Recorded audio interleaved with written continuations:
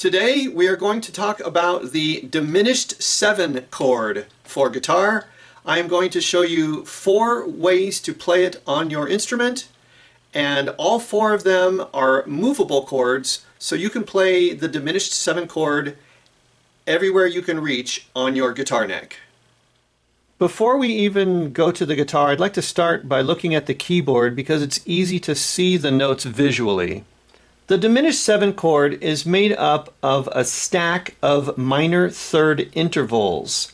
That's a minor third apart, minor third, and if you keep going like this, it just keeps going in minor thirds. Okay?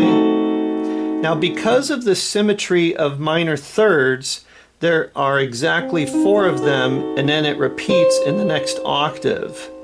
But what makes this really fun in music is that when you have a diminished 7 anywhere, you can go up a half step and get another diminished 7.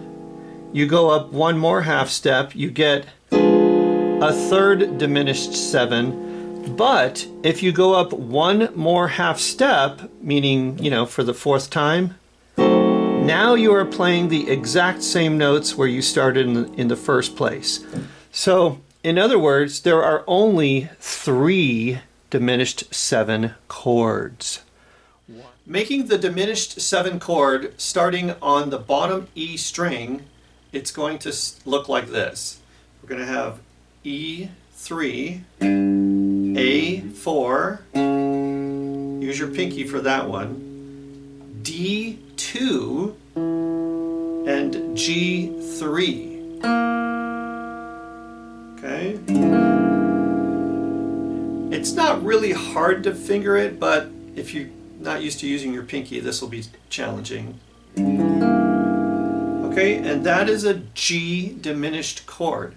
Now, as discussed before, because of the symmetry of the 4 notes, you can also call this a C sharp diminished chord, or an E diminished chord, or a B flat diminished chord with different voicings. Okay, so if we call it by its bottom note voicing, we're going to call it G diminished. If you go up 1 fret, you're on A flat diminished. If you go up 1 more fret, you're on A diminished. And if you go 1 more fret higher, you're actually repeating notes that you already played.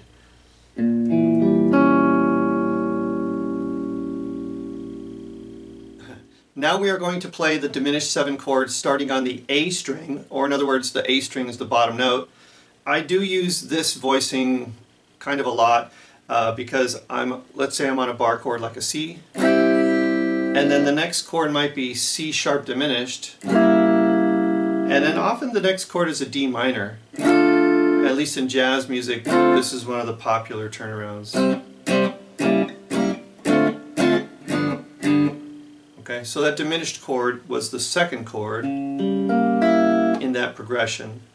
A4, D5, G3, and B5. It's the middle 4 strings in your guitar, and that's a diminished 7 chord with the A string as the bottom note. Starting here, you could call it a C sharp diminished.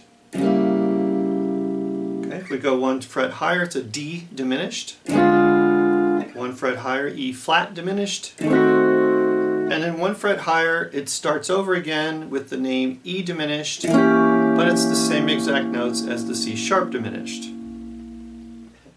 If you want to, you can add on a higher note with this voicing by laying down your first finger on both the G and the E string, the high E string. And now you get 5 notes in your chord, but you're repeating the G.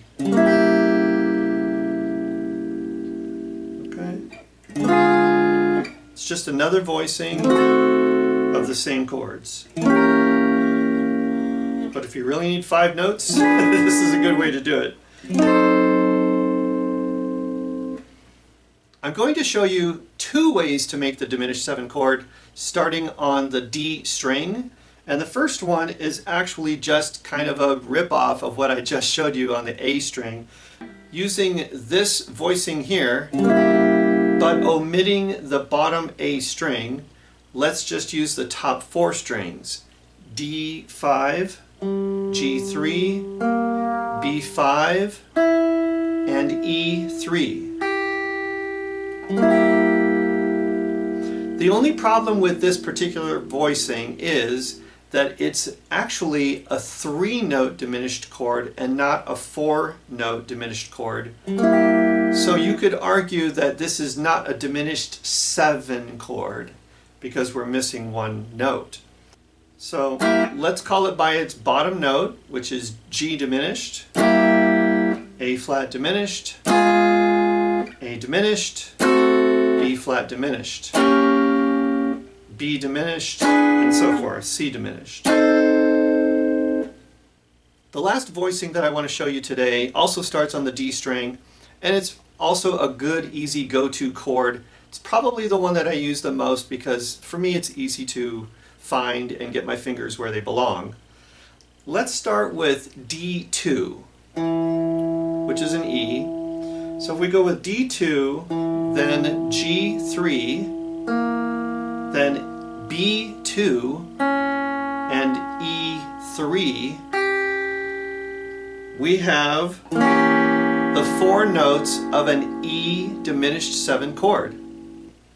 We can slide this chord up and down the neck wherever you can reach it.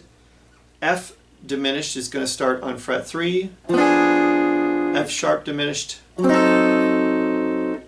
G diminished, G sharp diminished, or you can call it A flat diminished, A diminished, B flat diminished, B diminished, C diminished.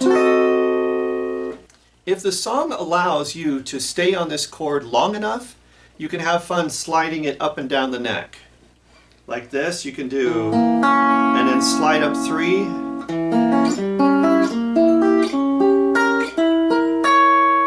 Okay, or these other 3 strings.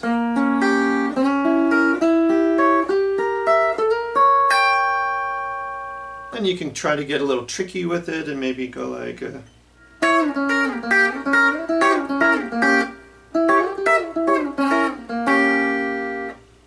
or maybe something like this.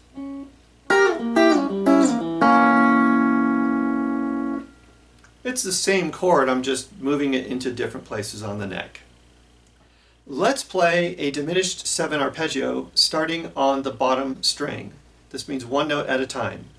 E3, E6, A4, A7, D5, D8, and you can go higher with G6 and G9.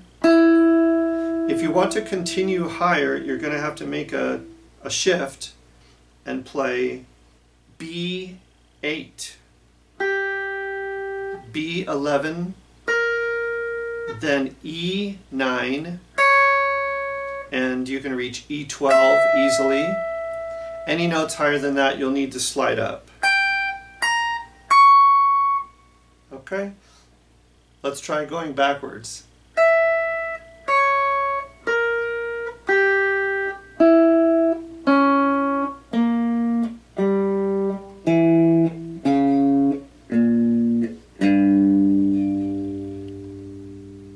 Okay, let's speed it up just a little bit.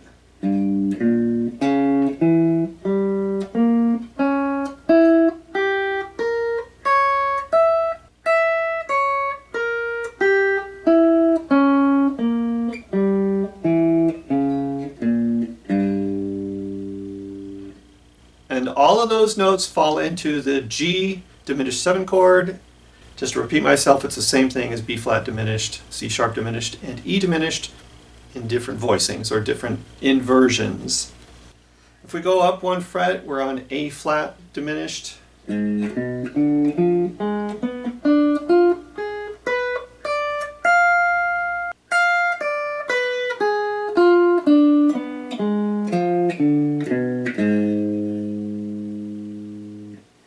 Going up one more fret, we're on A diminished.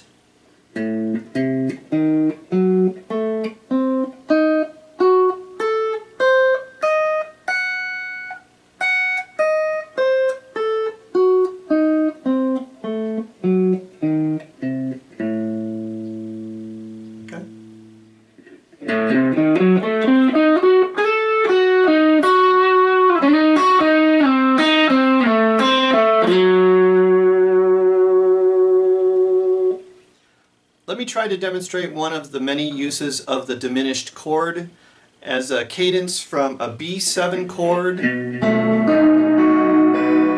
then resolving to the E minor chord. Well, during the B7 chord, the C diminished chord sounds really cool.